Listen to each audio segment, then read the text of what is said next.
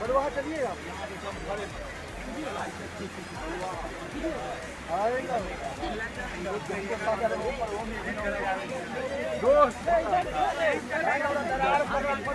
देख बेटा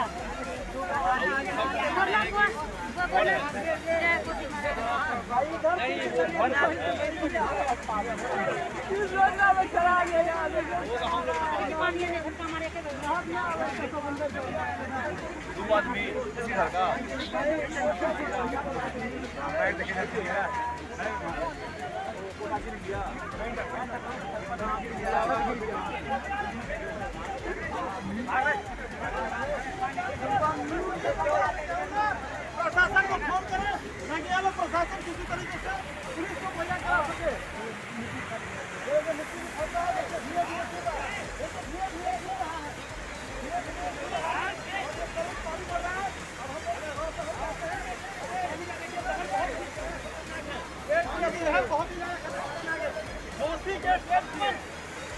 एक साथ छोड़ दिया गया 6 लाख क्यूसेक पानी को एक साथ छोड़ दिया गया। उसके बाद वो जल प्रलय जिस तेजी से आगे बढ़ा बिहार के तकरीबन 12 जिलों को प्रभावित करते हुए आगे बढ़ाया।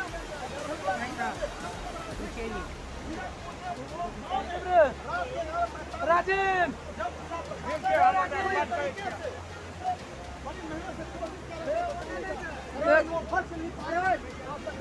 फोटो ले ले रे। वो 2 हिस्सों में बढ़ के कई गांवों के संपर्क को टूट गया। तो ये बड़ी खबर में किस तरीके से धीरे धीरे पानी का जो वेग है, जो करंट है, वो तेज हो रहा है और देखिए मणिपुर परास की तरफ ये जा रहा है, यहाँ जा रहा है। ये देखिए गिरने वाला है। ये मिट्टी यहाँ पे कटा हो रहा है, जाने वाला, बस जाने ठीक 1 मिनट के बाद चला जाएगा। देखते रहिए। देख सकते हैं यहाँ पे लोग बोला कि रोड वो रोड की वजह से यहाँ पे ये स्थिति बनी है। तो आपने ये सीधा हमारे चैनल पे किस तरीके से ये पानी जो करंट है वो धीरे धीरे खोखला कर रहा है और ये खोखला करते हुए कह सकते हैं यहाँ पे मिट्टी में भी कटाव हो सकता है। ये देख सकते हैं फिर से मैं आपको बताना चाहूँगा कि देख सकते हैं पानी किस तरीके से होल्ड किया है। पानी किस तरीके से जूम करके दिखाइए, कैमरामैन साहब जूम करके दिखाइए। देखिए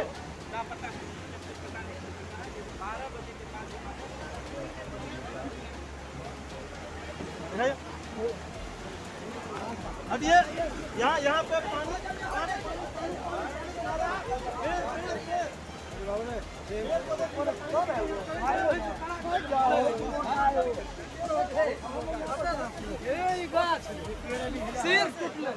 ज्यादा लोड की वजह से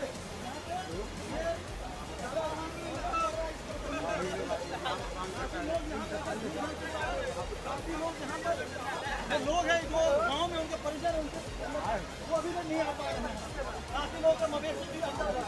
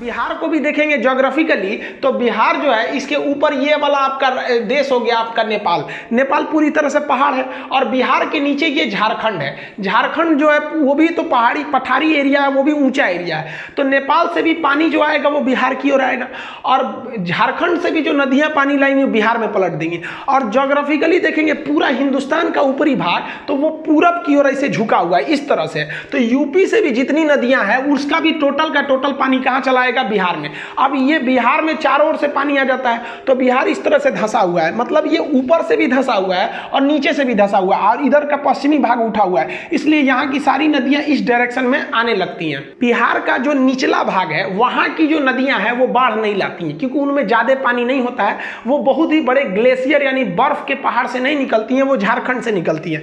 इसमें आप देखेंगे तो करमनासा नदी इस साइड में है और सोन नदी, पुनपुन नदी, फल्गु नदी, किउल और यहाँ अजय नदियां ये नीचे से जाके इसमें पानी मिला देती हैं। लेकिन ये बाढ़ लाती नहीं है, गंगा में बाढ़ लाने में मदद कर देती हैं क्योंकि ये बीचों बीच से जो नदी गुजर रही है वो गंगा नदी है। गंगा नदी बिहार को उत्तर और दक्षिण बिहार में बांट देती है। इस गंगा नदी में खुद ही पानी लबालब होता है और ये नदियां जाके उसमें पानी और मिला देती है, जिस वजह से गंगा का जलस्तर बढ़ने लगता है। और उसके बाद जो सबसे घातक काम करती है वो नेपाल से आने वाली नदियां करती है।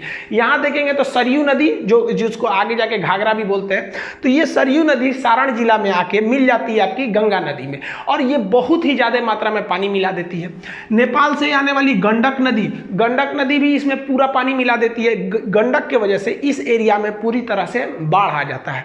गंडक के बाद आती है बूढ़ी गंडक नदी, ये भी गंगा में पानी मिला देती है। तो ये एरिया पूरी तरह से ये गंडक के कारण बाढ़ में डूब जाता है। इसके इधर देखेंगे तो ये बागमती नदी है। बागमती नदी डायरेक्ट गंगा में न मिलके कोसी में मिलती है और ये कमला नदी, ये दोनों पानी बहुत ज़्यादा लाती हैं और कोसी में मिला देती हैं। कोसी में ऑलरेडी पानी रहता है और कोसी में ये बागमती और कमला नदी पानी मिला देती है। कोसी की सबसे बड़ी समस्या क्या है? कोसी की ओरिजिन होती है वो नेपाल से और जब वहाँ से चलती है तो इसका एक फिक्स पैटर्न नहीं है। यहाँ आपको हम ग्रीन कलर से डॉटेड कई ठो लाइन दिखाएं, वो पूरा एरिया कोसी का है, कभी इस डायरेक्शन से जाएगी तो कभी उस डायरेक्शन से जाएगी। ये इतना ज्यादा रास्ता बदलती है कि इसे बिहार का शोक भी कहते हैं। बिहार का शोक इसलिए कहते हैं क्योंकि बाढ़ लाती है और रास्ता बदलने की वजह से इसे विश्वासघाती नदी कहते हैं क्योंकि इस पर कोई भरोसा नहीं रहता किस डायरेक्शन में जाएगी। तो लोग मान लीजिए इस साइड में बसे हैं और इस बार नदी इधर से गई तो अगली बार इधर से चली जाएगी, तो बहुत ही बड़े मात्रा में ये डिस्प्लेसमेंट करती है और यहाँ से आ जाती है महानंदा नदी। तो ये बिहार की जो नदियाँ हैं, उत्तरी बिहार तो पूरी तरह से बाढ़ में डूब जाता है। ये गवर्नमेंट इस पर ध्यान नहीं देती है। जो आपको ये समस्या भले लग रहा होगा कि ये बाढ़ की समस्या है ये कुछ महीने की, लेकिन इसी वजह से उत्तर बिहार में कोई इंडस्ट्रियल कोई बड़ी कंपनी नहीं आती है। जानबूझ के उसको पता है कि बाढ़ के समय हमको अपना प्रोडक्शन बंद करना पड़ेगा। तो ये अगर इन बाढ़ की समस्या पर परमानेंट उपाय नहीं करेंगे तो उत्तरी बिहार और पूर्वोत्तर राज्य कभी डेवलप नहीं करेगा। तो ये उन लोग के साथ एक तरह से धोखा किया जा रहा है इसको परमानेंट इलाज न करके। अब ये बाढ़ कुछ ही नदियां क्यों लाती हैं इसको समझिए। नेपाल और तिब्बत से निकलने वाली नदियां बहुत हाइट से निकलती हैं, इस वजह से उनके अंदर फ्लो बहुत तेज होता है और फ्लो तेज होने की वजह से उनमें अपर्दन यानी इरोजन की क्रिया बहुत तेज होती है। और हम लोग क्या किए हैं कि डिफॉरेस्टेशन इतना ज्यादा किए हैं, जंगलों को काट दिए हैं कि मिट्टी में जो अपनी शक्ति थी वो खो गई है। अब मान लीजिए बाढ़ का पानी इसमें घुसेगा तो यहाँ की तो पूरी मिट्टी काट ले जाएगा, लेकिन जो जंगल के अंदर की मिट्टी है वो उतना नहीं काट पाएगा। तो यहाँ से तो मिट्टी काट के लेके चला गया, अब ये जो मिट्टी काट के ले जाएगा ये कहाँ ले जाएगा? नदी के बीच में भरेगा। नदी का तल जहाँ पानी रहना चाहिए वहाँ मिट्टी भर गया तो पानी बाहर आ जाता है। तो हम लोग की ये गलती है डिफॉरेस्टेशन, जिस वजह से नदियों में गाद यानी कचरा बढ़ रहा है। नदियों का ये कचरा इतना ज्यादा है, आप कल्पना कीजिए कि नदियां बीच बीच में एक टापू बना देती है। आप अगर पटना एंट्री करिएगा गांधी सेतु से जैसे पार करेंगे बीच में आपको एक टापू मिलेगा इन्हीं कचड़ों की वजह से, ये जो बीच में सिल्ट है। और असम में अगर देखेंगे तो मांजुली एक पूरा दुनिया का सबसे बड़ा नदी में स्थित आइलैंड यानी द्वीप बन गया है जो इसी सिल्ट के वजह से बन गया है। ये सिल्ट काफी मतलब उर्वरक भी होते हैं क्योंकि हर जगह से ये ऊपरी परत को छांट के लेते आते हैं। ये कितना कचरा लाती हैं सब ये नदियां। अब सोचिए ब्रह्मपुत्र जो नदी है उस एरिया में वो कितना कचरा लाती है, 2.2 मिलियन टन इतना कचरा पर डे एक दिन में ले आती है, इतना कचरा। अब आप इसको अंदाजा लगाइए कि इस जो मिट्टी को ले आ रही है, इतनी मिट्टी को अगर उठाना है तो हर दिन आपको 1 लाख से ज़्यादा ट्रक की जरूरत पड़ेगी इतनी मिट्टी को ले जाने के लिए। मिट्टी का जमाव जो है वो इन नदियों की सबसे बड़ी समस्या है कि जिस वजह से इनका तलहटी भर जाता है और वो पूरी तरह से बाढ़ में तब्दील हो जाती है। अगर ये मिट्टी नहीं रहता तो 2.2 मिलियन लीटर पानी वहां रहता, जो पानी शहर में घुस गया, गाँव में घुस गया, वो कहाँ आ जाता है? इन मिट्टियों के जगह पर। अब चर्चा करते हैं कि बाढ़ को रोका कैसे जाएगा। भाई समस्या है तो उसका समाधान तो कंफर्म होगा। देखिए, बाढ़ को आप रोक नहीं सकते हैं, वो आएगा ही, लेकिन बाढ़ को एक आपदा बनने से आप रोक सकते हैं। जनजीवन को लॉस नहीं होगा, उसे कंट्रोल लेवल में कर सकते हैं, जिसके कुछ उपाय हैं, आप ध्यान से समझिए।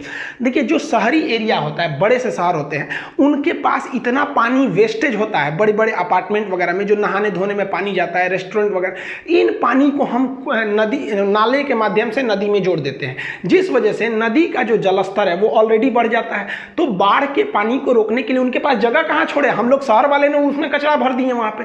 तो इसके लिए एक स्पॉन्ज सिटी का एक नया थ्योरी है। स्पॉन्ज सिटी ऐसे शहर को बोलते हैं जो शहर अपने द्वारा निकाले गए पानी जो है, वेस्टेज है, उसको बाहर जाने ही नहीं देता है, बल्कि रिफिल करके दोबारा यूज कर लेता है।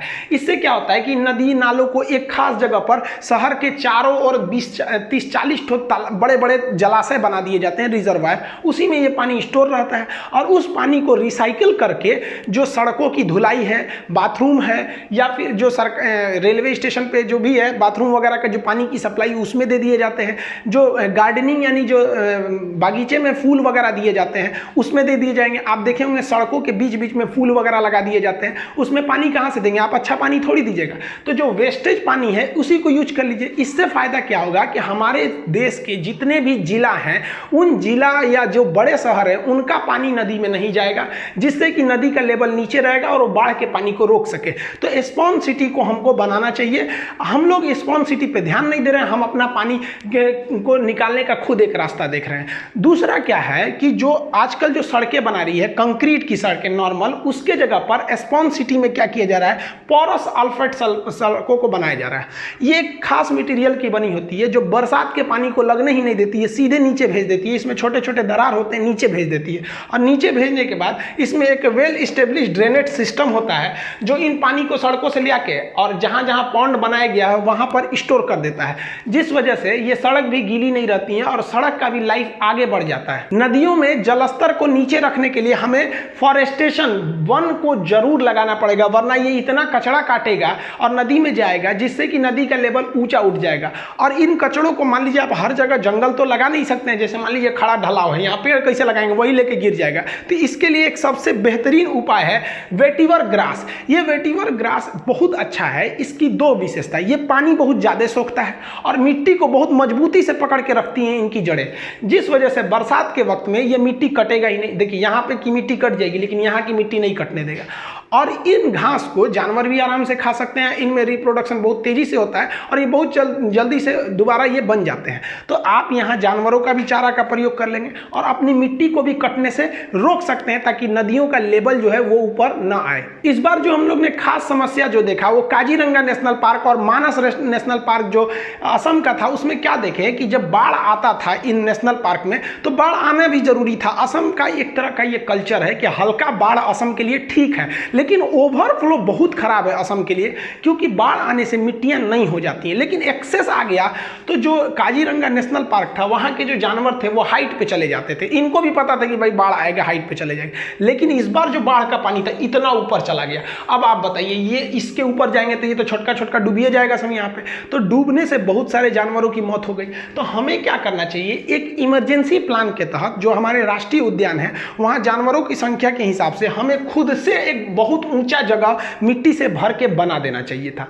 और मई जून के महीने में यहाँ पर कुछ खाने वाला सामान रख देना चाहिए ऊंचे जगहों पे, ताकि इन जानवरों को वहाँ जाने का एक हैबिट लग सके, ताकि बरसात के समय, बाढ़ के समय ये ऊंचाई को खोजने में इन्हें तकलीफ ना हो, क्योंकि इन्हें खाना खोजने की तलाश में वहाँ जाने की आदत है। ये इमरजेंसी एग्जिट प्लान होना चाहिए। लेकिन हमारे यहाँ क्या होता है, बाढ़ आ गया, लोग डूबने लगे, तब सोचा जाता है अरे बाप रे अब क्या करें। तब तो कुछ नहीं करिएगा, झेलिए चुपचाप। जो पानी है ना, ये छोटा मोटा चीज चीज़ नहीं है, इसे रिजर्व एक जगह स्टोर करना भी बहुत ज़रूरी है। इसके लिए हमें अपनी नदियों पे बड़े बड़े बांध बना के रिजर्वायर बनाना चाहिए। हम ये नहीं करें कि आप बहुत हैवी बांध बना के मतलब बिजली बनाने लगी उससे, क्योंकि बिजली बनाने के लिए नदी की रफ्तार भी चाहिए। ब्रह्मपुत्र नदी में पानी ज़्यादा है, उतना भयानक रफ्तार नहीं है, स्पेशली इंडिया की ओर। चाइना में उसका रफ्तार है क्योंकि हाइट पे, इंडिया में रफ्तार नहीं है। तो भारत सरकार को यहाँ पर एक बहुत बड़ा रिजर्वायर बना देना चाहिए। अब देखिए इतना पानी ये रोक के रखा है, अगर इस पानी को ये बांध हटा दीजिएगा तो अचानक जाएगा, ये एरिया कंफर्म है बाढ़ में डूब जाएगा। लेकिन यहाँ पे क्या किया गया है, एक रास्ता खोला गया है, धीरे धीरे पानी जाएगा। देखिए जितना बाढ़ में पानी आता है उससे डबल पानी आप छोड़ दीजिए, लेकिन एक कंट्रोल वे में छोड़िए, वो निकलते जाएगा। लेकिन बाढ़ में क्या होता है कि पानी जो होता है अचानक आ जाता है और धीरे धीरे पास होता है, जिस वजह से बाढ़ आ जाती है। तो अगर हम यहाँ से बांध बनाए रहेंगे ये वाली, तो पानी को स्टोर करके रखेंगे। इतना बांध होना चाहिए कि भैया 2 महीने पानी को रोक सके। तो जुलाई अगस्त ये बेसिकली बाढ़ का यही सीजन होता है, तो यहाँ से धीरे धीरे आप निकाल सकते हैं। इस पर भी वर्क करना चाहिए। हमारे यहाँ ब्रह्मपुत्र नदी पर इस तरह के बांध का बहुत अभाव है। किसी भी शहर को बाढ़ से डूबने से बचाने में सबसे बड़ा महत्वपूर्ण काम करता है एम्बैंकमेंट यानी तटबंध।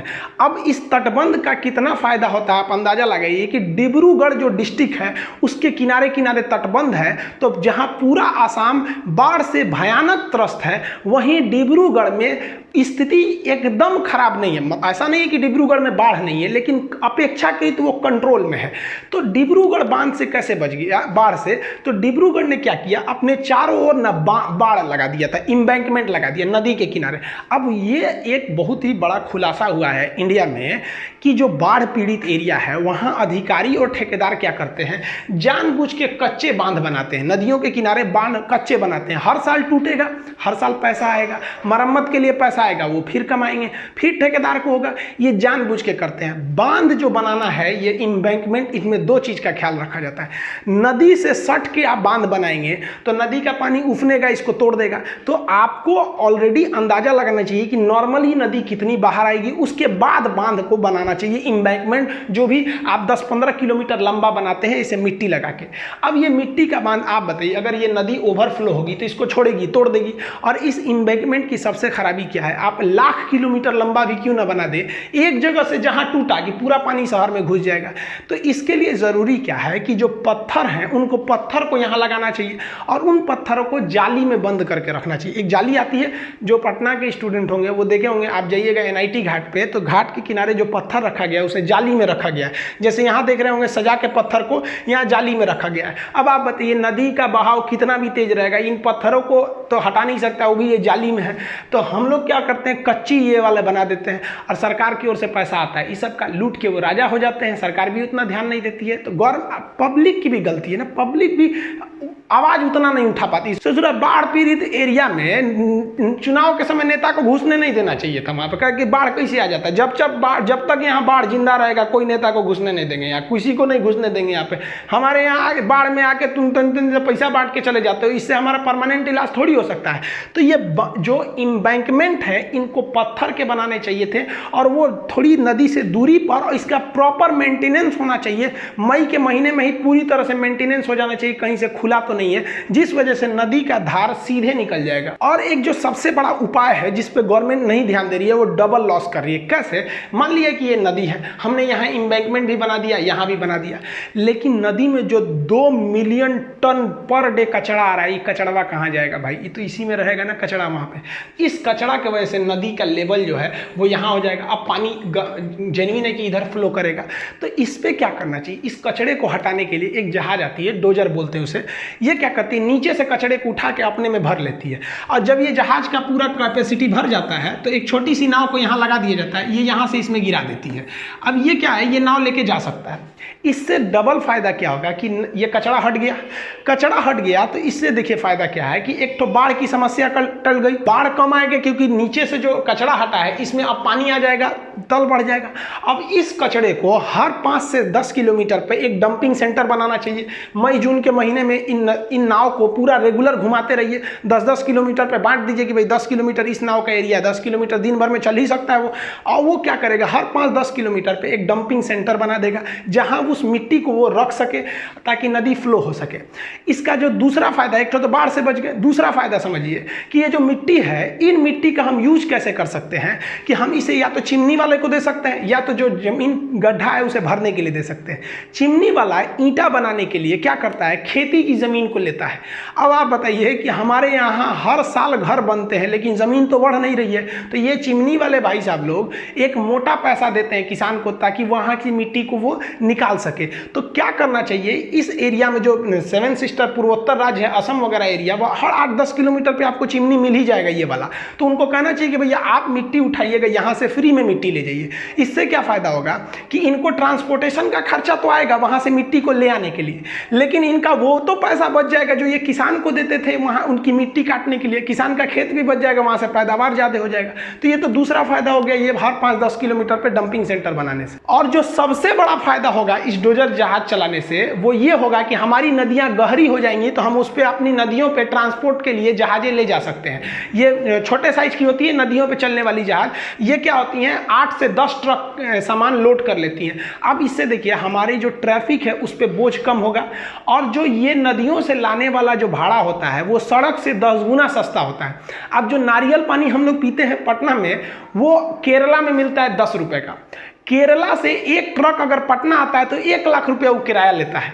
अब आप बताइए कोई व्यापारी है जो नारियल पानी मंगा रहा है, वो तो केरला में खरीदा है 10 रुपये के हिसाब से, अब जब पटना लाएगा तो 1 लाख रुपया किराया दिया है वो ट्रक का, आपको 10 रुपये में देगा? नहीं देगा। तो गरीब आदमी सोचता है कभी हम भी नारियल पानी पीते। इसमें उस गरीब की कोई गलती नहीं है, ना ही उस व्यापारी की गलती है। गलती है तो हमारे नीति निर्देशकों की गलती है, जो नीति बनाते समय ऐसी नीति नहीं बनाते हैं जो अगले 1000 साल तक सक्सेस हो सके।